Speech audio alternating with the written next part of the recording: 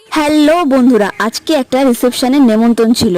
আজকের মেনুটা সম্পূর্ণ নিরামিষ ছিল, কারণ তারা ইসকন ভক্ত, সারা বছর নিরামিষ খায়, তাই সবকিছু নিরামিষ করেছিল।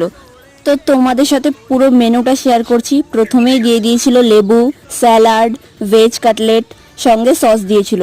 তারপর দিল নানপুরি আর চানা মশলা। এগুলো খেতে না খেতেই আবার চলে এসেছিল ভেজ বিরিয়ানি, তার সাথে ছিল পনিরের একটা আইটেম।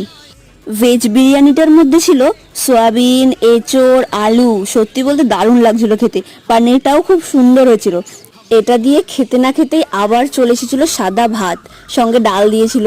ডালটাও সত্যি বলতে খুবই ভালো হয়েছিল। সব কিছু নিরামিষ ছিল কিন্তু খুবই টেস্টি ছিল। তারপরেই দিয়ে দিয়েছিল পটল আলু, আর পটল আলুটাও খুবই ভালো হয়েছিল। দারুণ লাগছিল খেতে ভাত দিয়ে মেখে। তারপর দিয়ে দিয়েছিল চাটনি, পাঁপড়, কালাকাঁদ, মিষ্টি।